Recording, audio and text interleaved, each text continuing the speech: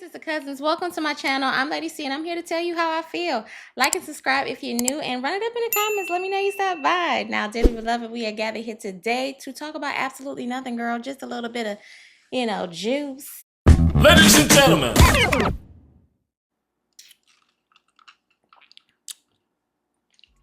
I don't drink, so girl, you ain't gotta worry about me getting too carried away, okay? Because I'm enough of a handful all on my own.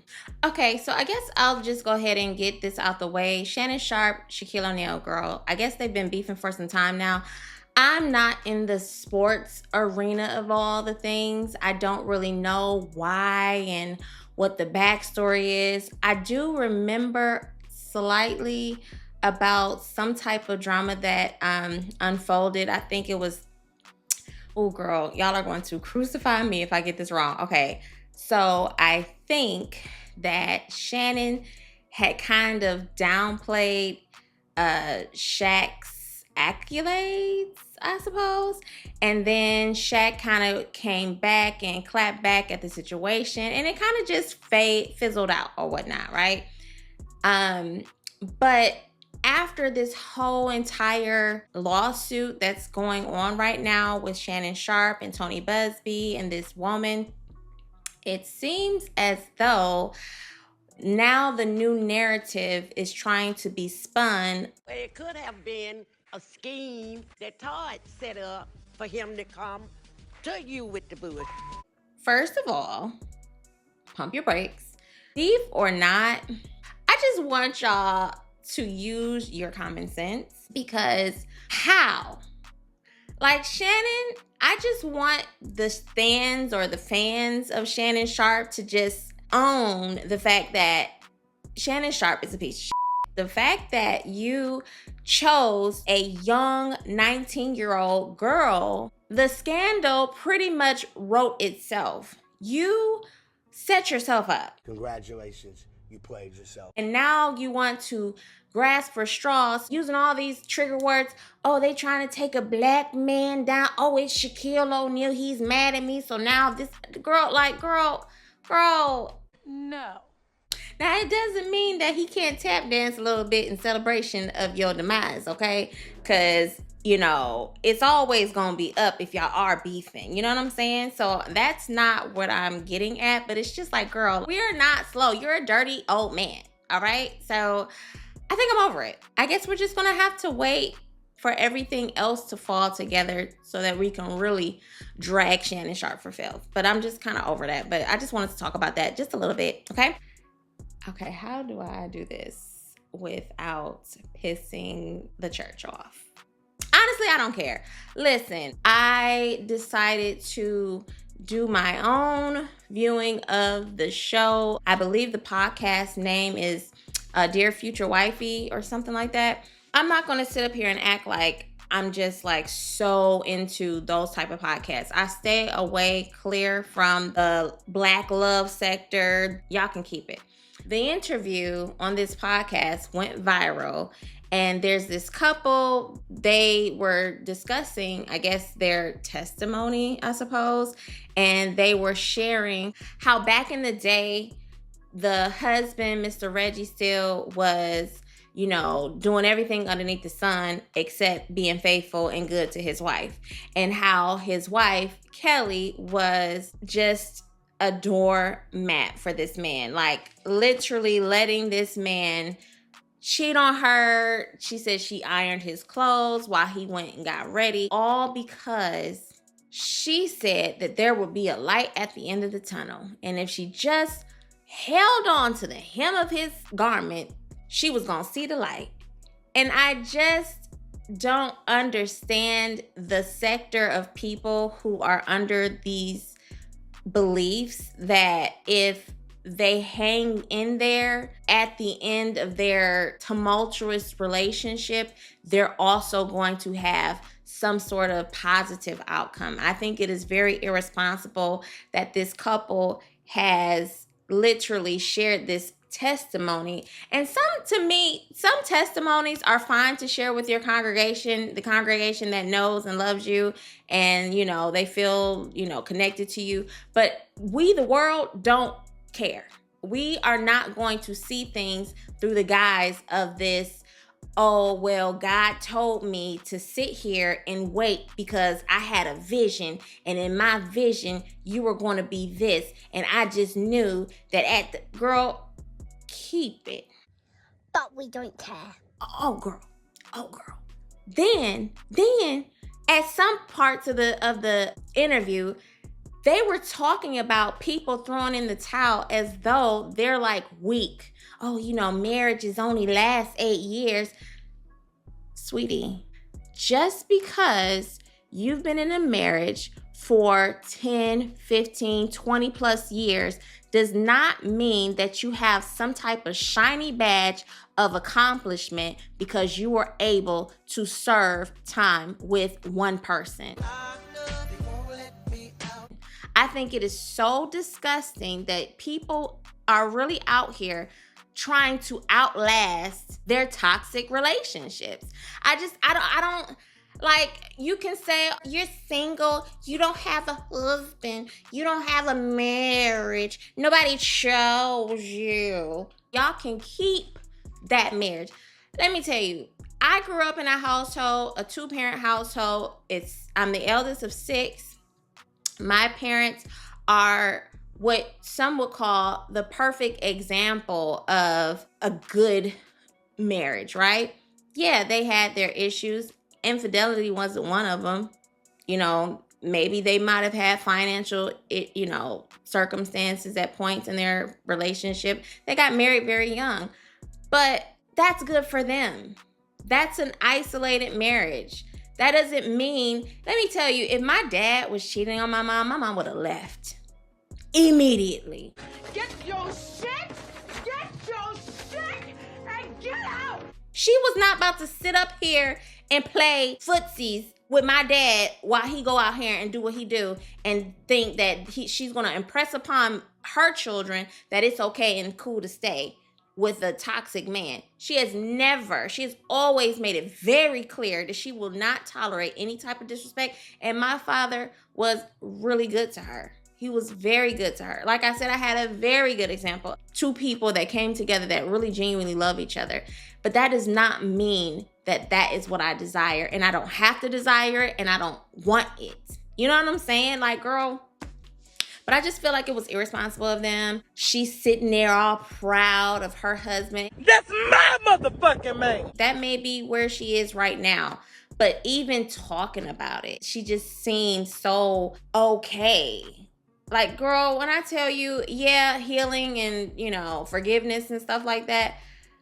But just to sit there and just smile and cheese and oh, babe, remember when you told me I wasn't and I was never gonna be I was a fat sloppy like, what the hell?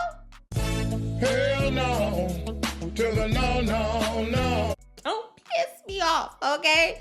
I swear to God, y'all church folks y'all just be saying stuff and then the people in the congregation, amen. Sometimes you just gotta wait. You gotta wait for your blessing. You gotta wait for the Lord, girl. Y'all can keep it. I don't envy nobody in no toxic, funky foot relationship, girl. I don't want it, okay? That really pissed me off, and I really don't feel like I got as much steam for it as I did when it was fresh upon my ears. But I'm just like, girl, I just wanted to say, my little piece or whatever. You know what I'm saying? Moving along. On this journey to 1,000 subscribers, I just want to say this episode is sponsored by you. Thank you so much for your support and helping me along this journey. Your support keeps me encouraged. It keeps me going. It keeps me wanting to make more content. Hopefully you like what you see. So if you like what you see, girl, go ahead and hit that subscribe button, girl. I won't bite, okay? All right, now let's get back to the show. Oh, but wait a minute. I can't move on because, girl, because I wanted to hear the actual interview because the clips pissed me off enough, right? But then she said that his mother, her husband's mother, was her mentor. And all of the stuff that he was doing, girl, he was thieving and thugging and robbing and doing all kind of stuff, girl. Out here grabbing felony charges, girl. He was more than just a cheating husband, girl. He was really out here raining hell on everybody, right? And so this is how I know some of y'all mamas ain't okay? Because the mama was telling this poor young person, oh, just wait on him. He's gonna be a pastor one day. He's gonna come around. Just wait, just pray. Pray about it. Girl, when I tell you there is a group of women who mean you no good, they may have good intentions or based off of their own stupid old stay with your husband no matter what because you don't really have any options out here thinking. But to tell somebody whose husband, and shout out to Erica De Niro TV, she says it all the time, this man is putting your life at risk when he steps out and has sex with another person. So you mean to tell me that a man that will put my life at risk, a man that is telling me I'm not his choice, I'm not his type, and to this day, in this interview, he's still saying she's not my preference. So you still are out with somebody who is not your preference. You just settle. And she's steadily settling, cheesing next to you, telling her that she's not your choice. That's mine. I'm gonna stick beside him. I'm gonna tell you a quick story, and I think I'm gonna get off of it. I think. So, my mother passed away 2019, right? Her mother passes away in 2020 from the same thing, breast cancer, okay? So my grandmother was in a marriage for, I don't know, let's just say they got married in 77, girl, just to make it make sense. So roughly 40 plus years together. Cool, right? 40 plus years? Girl, we just gonna say 40 plus years because the math is trying, but girl, anyway, just roll with it. So 40 plus years, my grandfather, because I look at him as a grandfather as well, the stories around them would be that, you know, my grandmother wasn't really his type. You know, he liked women that was bottom heavy, and my grandmother was not bottom heavy or top heavy. She just, you know, and so this is a conversation, and I feel like sometimes when people are getting ready to transition, they start talking, and they just everything just kind of pours out from their hearts. It's magical almost because you'll learn things that you never knew, stories that you've never heard. They'll just be telling you stuff. So anyway, so we're talking on the phone, and she's telling me I've gone through moments where I didn't believe that I was enough. But I just want you to know that you are enough. She told me she finally started to really see her value towards the end. And at the end, she started to really appreciate herself and really see everything much clearer than she ever had seen before. And what really got me was I went to go visit her. So she passed away in October of 2020. I went to see her in August because we live in different states, right? And so I get there, and my granddad was like, oh, babe, oh, sweetie, baby, what you want, baby? What you need, baby? Let me tell you something. Everybody in the room grew still. Because when I tell you, my granddad has never doted over her, never really gave like, you know, affection, like PDA. You know, I don't know what was behind closed doors, but I'm just saying like in front of everybody. I've never heard my grandfather acknowledge her as baby, honey, sweetheart, nothing. It's always been her name. And that was it. And not to say or take away from the love he has for her or that he loved. I believe he does love her and has loved her. I just think that his way of showing it was just different, right? But it was so sad to me that it took her getting sick for him to finally appreciate her all these years together, and you don't really show that type of affection and love and appreciation. And then when it's towards the end, now it's like, damn, it's, you know, it's too late. You know what I'm saying? And that's not to take away, like I said, I'm not trying to like tell my business or take any away from it, but it's a testament for me. I don't have to be bothered with that. And when my grandmother told me that you need to understand early on that you are enough, that is the best advice a woman can give you.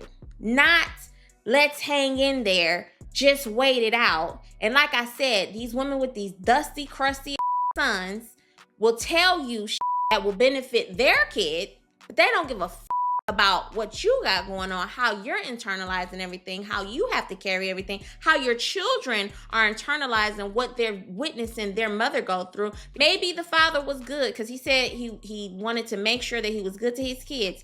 That might be fine and well, but that doesn't mean that he was just this amazing example, and all those days that he was staying over different women's houses, that they weren't putting two and two together.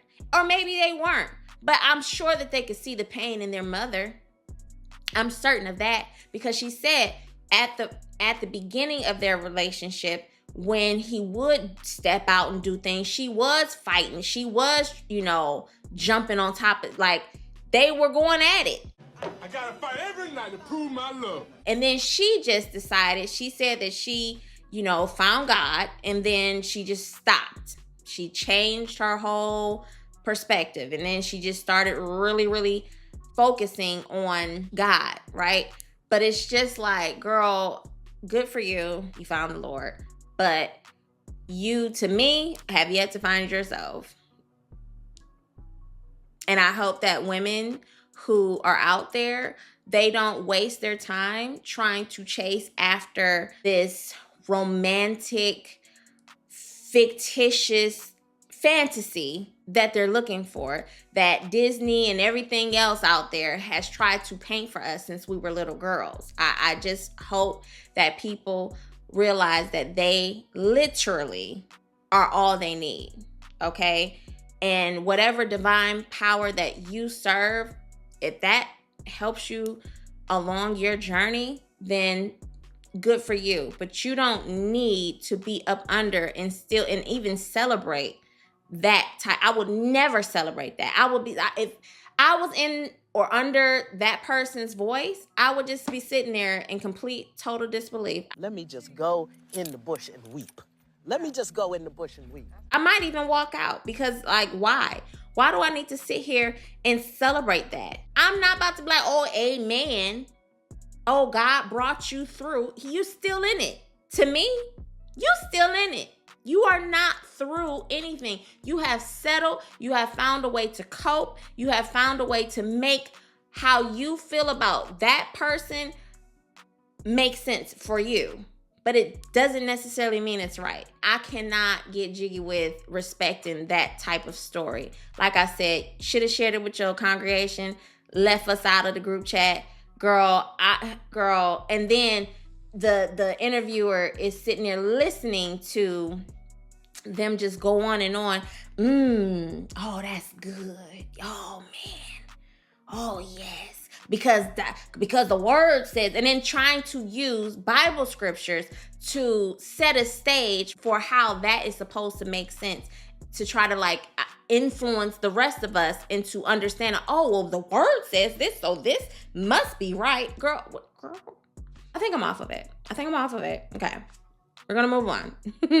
Because, girl, I can go on for days, all right? But then, girl, hold up. Then she said that she couldn't afford divorce. And see, let me just say this real quick, and then I promise you I'm done. A lot of women cannot afford to let the man go, because whatever that man contributes, they cannot afford to alter their lifestyle.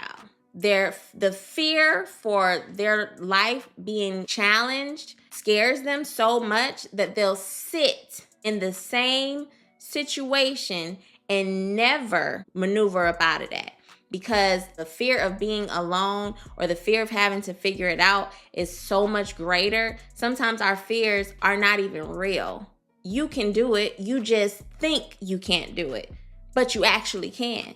You know, you thinking, oh, well, I'm not going to have a babysitter. Oh, I don't make enough money. Baby, let me tell you something. You will be surprised what you can do when your back is up against the wall. But not giving yourself a chance and to just, you know, like I said, cope and figure out how to adjust to make it comfortable enough to get through it. It's just not the message to me that anybody should be teaching or even being taught up under. I would never, ever visit their church. I would never, ever go to a conference and they the headliners.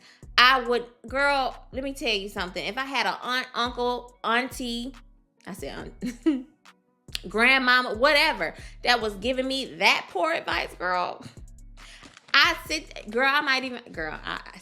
will argue. I don't want peace. I want problems, always.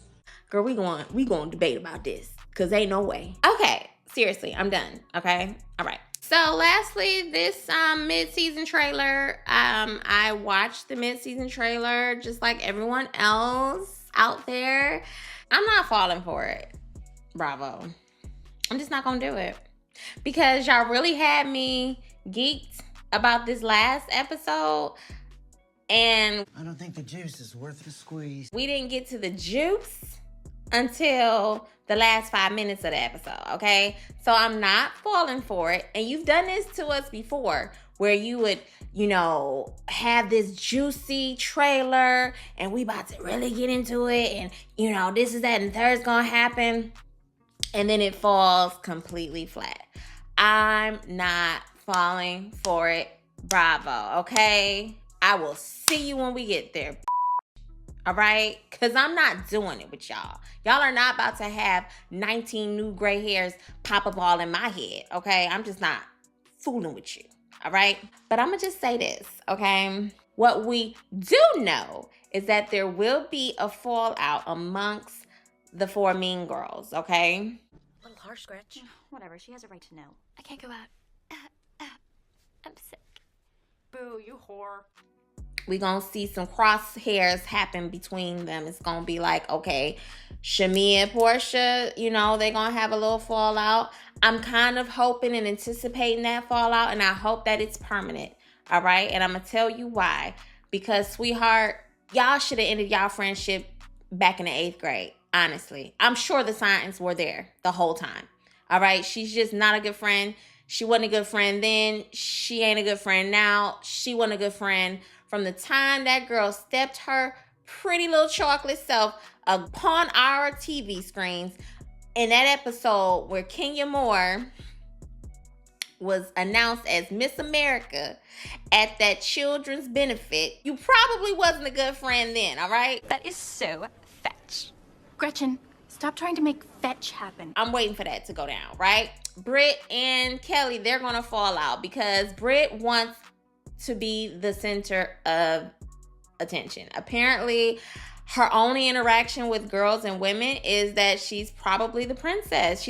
I think she's the baby of the family, if I'm not mistaken. I think, maybe. I don't know. But she gives baby of the family. So if your sisters are constantly fighting your battles and your idea of women is that they don't like you because you're such a bad and no one has ever had your back except for your sisters, but, you know, you just don't get along with females. You know, when women call each other females, I feel like that's a red flag to begin with. That's weird. First of all, when men do it, it's already weird.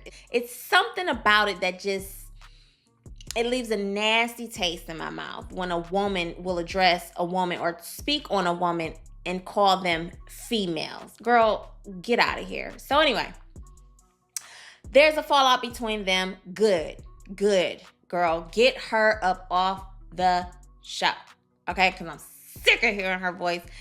And I'm just not, girl, there's nothing that Britt can give that I want. I'm just not interested in seeing her on Housewives, okay?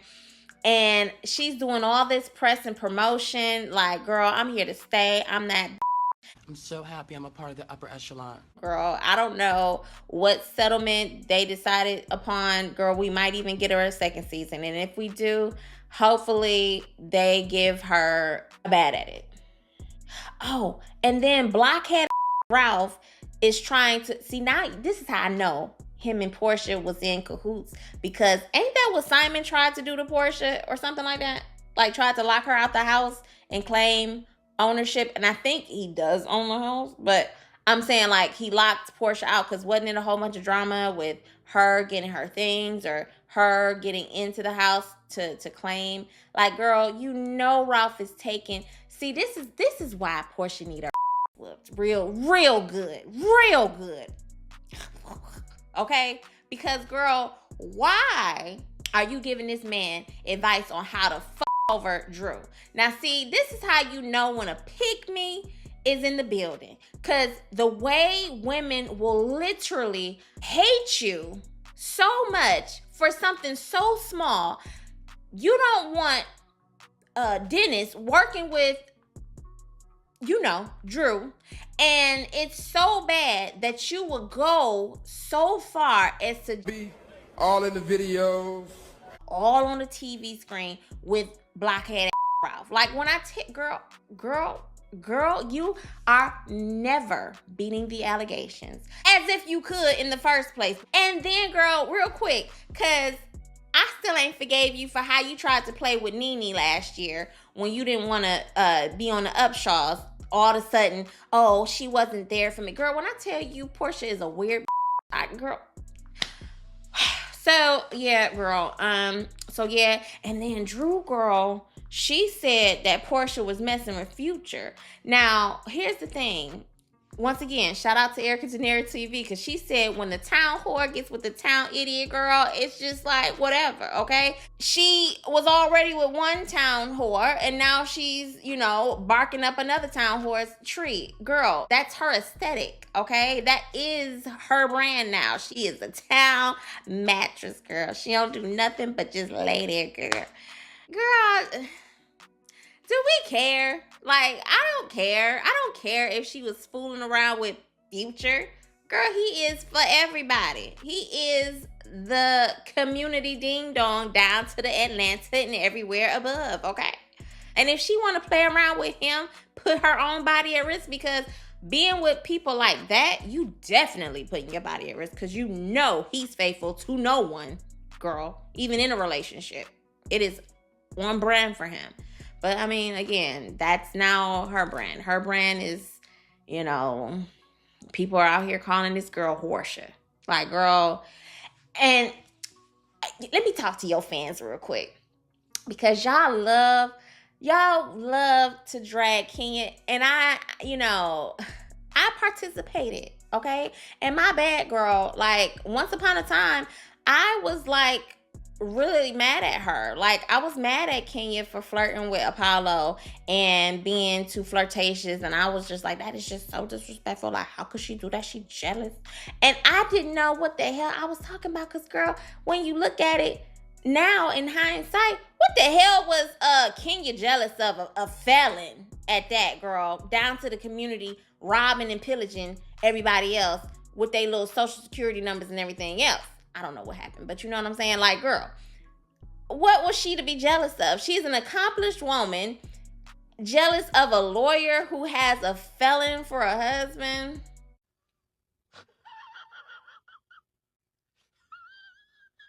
The jokes literally write themselves at this point. And yeah, my bad, girl. You know, I see the light, okay? And to the rest of, you know, the Portia fans, I don't know how y'all gonna claw your way up out of this, but girl, your girl is never beating the allegations, okay, girl? I'm gonna just go, because I just wanted to, you know, come and say hello to you guys real quick. Hopefully I can get this out and edit it real quick and get it out to you guys, because, girl, I miss y'all a little bit, okay? And then we got to watch our show this evening so we can talk about it this week, all right? And yeah, girl, if there's anything else that you want me to talk about, let me know, okay? So I'm going to go ahead and call you guys back later. Like and subscribe. Hit the notification bell if you are really about that life. And talk to me in these comments. Once again, tell me what you want to talk about, girl. We'll talk about it. Okay? All right, girl, I'm gonna call y'all back. Bye.